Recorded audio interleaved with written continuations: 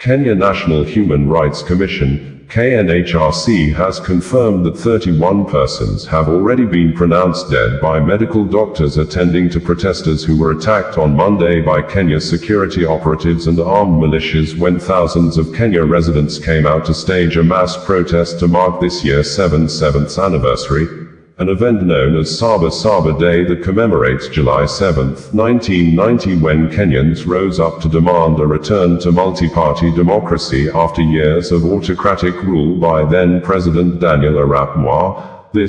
The united opposition leaders called on all Kenya citizens to declare President Williams Ruto government as an illegitimate regime that is an enemy of the people, hostile to the people, killing the people by thus boycotting all government functions and activities and delegitimize the government's businesses and actions, insisting 2027 is too far for Kenyans to wait before ending the presidency of Ruto. And in a swift reaction, President William Ruto on Wednesday visited Dagoretti Northern side of Nairobi to inspect the construction of 540 housing units project at Kilimani Police Station, and during the visit, the president addressed the nation and declared those are apparent protesters who attacked fellow Kenyans, police officers, security installations and businesses as terrorists, stressing, such acts are a declaration of war and he will never allow retrogressive elements who want to rise to power through shortcuts succeed.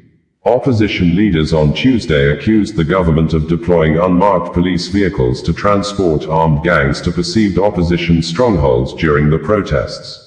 They called for a national boycott of all businesses affiliated with President Ruto's administration, accusing his government of deploying state-sponsored violence and extrajudicial killings on Kenyans. This regime is hostile. It cannot be reasoned with. It must be resisted. We will not rest. We will not retreat. We will not surrender, the opposition said in a joint statement. Jeffrey Rigathi Gachagua, one of the opposition leaders and former deputy president of Kenya, said, on the 7th of July 2025, the 35th anniversary of Saba-Saba, Kenyans took to the streets to protest. Unknown to the peaceful protesters, the tired regime of William Ruto had a well-organized, state-sponsored militia working in cohort with the police to maim, kill, destroy property, and blame it on the Kikuyu community. President Ruto's ICC cases are still ongoing and were paused after witnesses disappeared. It is clear that history is repeating itself. Ruto is hellbent on finishing his unfinished business with the Mount Kenya region. To President Ruto, I say this with a lot of humility. Please stop being angry. The people of Kenya are far more angry than you are. If you truly want this to end, then restore the dignity of the payslip. When the middle class can breathe, they will create jobs for our young people. Stop the abductions, stop the extrajudicial killings. And if you want this to end, disband the killer squad. According to the Kenya National Human Rights Commission, KNHRC, the commission is still actively monitoring and following up on all reports and incidences related to the 7th of July 2025 Saba-Saba demonstrations across the country. Below is a general update of the human rights violations documented by KNCHR as of today, the 8th of July 2025 at 1900 hours. Deaths, 31. Injuries, 107. Enforced disappearances, 2. Arrests, 532. Destruction of property, value unknown. The KNCHR strongly condemns all human rights violations and urge accountability from all responsible parties, including police, civilians and all other stakeholders. We once again send our message of condolence to those who lost their loved ones and wish a quick recovery to those nursing injuries. The KNCHR calls upon anyone with information and human rights concerns relating to the demonstrations to share it through SMS 22359, email complaint@knchr.org and toll-free line 0800720627, stated as signed by Dr.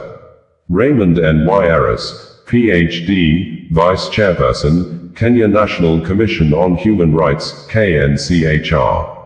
Kenya Human Rights Commission, KHRC, in a video post on Monday had stated that law enforcement officers have killed at least 9 protesters during Saba-Saba demonstrations held across 24 counties. The actual death toll is likely higher. Given the nationwide scale of the protests, it will take time to verify and compile the final numbers of arrests and injuries. Press briefing notes issued by the United Nations Office of the High Commissioner for Human Rights as made available via the UN website on Tuesday. The spokesperson for the UN High Commissioner for Human Rights, Ravina Shamdasani, said, "We are deeply troubled by the killings yesterday of at least 10 people, as well as looting and destruction of property in Kenya as police and other security forces responded to violent protests in the capital Nairobi and at least 16 other counties. Lethal ammunition, rubber bullets, tear gas, and water cannons were used. Police have reported that at least 11 people were killed, 52 police officers injured, and that 567 arrests were made." The Kenya National Commission on Human Rights reported at least 10 fatalities, 29 injuries, 37 arrests and 2 abductions. "We have also received reports of looting and damage to public and private property by unidentified individuals in multiple locations. It is very concerning that these latest incidents come barely 2 weeks after 15 protesters were reportedly killed and many more injured in Nairobi and other parts of Kenya on the 25th of June. UN High Commissioner for Human Rights Volker Turk renews his call for calm and restraint, and full respect for the freedoms of expression, association and peaceful assembly. It is essential that legitimate grievances at the root of these protests are addressed. We note that the police have announced an investigation into earlier incidents. The High Commissioner repeats his call for all reported killings and other alleged violations and abuses of international human rights law, including with respect to use of force, to be promptly, thoroughly, independently and transparently investigated. Those responsible must be held to account. Under international human rights law, intentional lethal force by law enforcement officers, including with firearms, should only be used when strictly necessary to protect life from an imminent threat. Our office stands ready to support the authorities in Kenya in addressing these challenges, including in the investigations. Kenya Human Rights Commission, KHRC, had earlier on Monday published CCTV footage on its X social media handle that shows how goons stormed the Kenya Human Rights Commission, KHRC, offices at 2:08 p.m. to disrupt a press conference by Kenyan mothers who were calling for an end to arbitrary arrests, enforced disappearances and extrajudicial killings ahead of Saba-Saba protests. At exactly 2:08 p.m. East Africa Time, EAT today, hired goons stormed our office, sent by the state to silence dissent. They violently disrupted a press conference by Kenyan mothers calling for an end to arbitrary arrests, enforced disappearances, and extrajudicial killings targeting protesters ahead of Saba-Saba demonstrations. Saba-Saba has been marked annually as a symbol of resistance and civic courage in ongoing struggles. This was a calculated escalation in the campaign of intimidation by the William Ruto regime against the KHRC, following the extraordinary illegal rendition of our staff Martin Mavangina, and human rights defenders holding it accountable for gross human rights violations. We will not be silenced. The Constitution protects our right to protest and speak out. See you on the streets on Monday. State-sponsored militia attacked 2 journalists and stole a laptop and phones during a press conference by Kenyan mothers condemning arbitrary arrests, enforced disappearances, and extrajudicial killings during protests. This CCTV footage clearly shows the individuals who took the items. We urge you to help identify the names. The Kenya Directorate of Criminal Investigations, DCI, must act on this evidence, arrest and arraign the perpetrators, and ensure the immediate return of the stolen devices. Kenya President William Ruto, on his verified X social media handle on Wednesday, tweeted and said, "Those who attack Kenyans, police officers, security installations and businesses are terrorists. Such criminal acts are a declaration of war. We will not allow our country to be destroyed by retrogressive elements that are seeking shortcuts to rise to power. Enough is enough." In Dagoretti North, Nairobi, assessed construction progress at the 540 housing units project at Kilimani Police Station. We had reported last year that the Kenya Police Authority has redeployed all police personnel in Nakuru area within the country capital, Nairobi, following the discovery of dozens of bodies, mostly female, wrapped in rubbish bags and dumped into a sea of Nakuru slum, which is very close to one of the country's police stations. Kenyan police are often accused by rights groups of using excessive force and carrying out unlawful killings or running hit squads, but few have faced justice, AFP report ends in quote.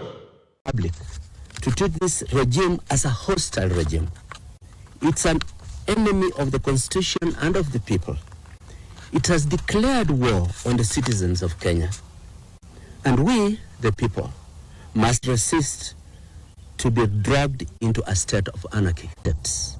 Enablers, financiers, and executors of this regime's violence will be held personally liable, both locally and internationally. The day of reckoning is coming. No badge, no title, and no political alliance will shield you from justice. This regime is now hostile. It cannot be reasoned with. It must be resisted. We will not rest. We will not retreat. We will not surrender until every drop of innocent blood is accounted for, until the oppressive weight of this regime is lifted off the shoulders of our people.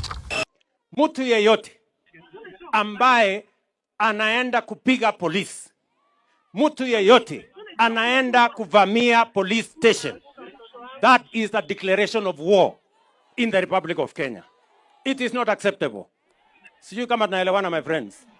No, enough is enough. Haiwezi kuendelea tena. I will protect property ya wananchi wa Kenya, maisha ya wananchi wa Kenya, biashara ya wananchi wa Kenya. It is the responsibility of the government of Kenya, which I lead, that is going to make sure hii vita ya kuharibu mali na kuchoma biashara ya watu itakoma. It must stop. Sijui kama tunaelewana.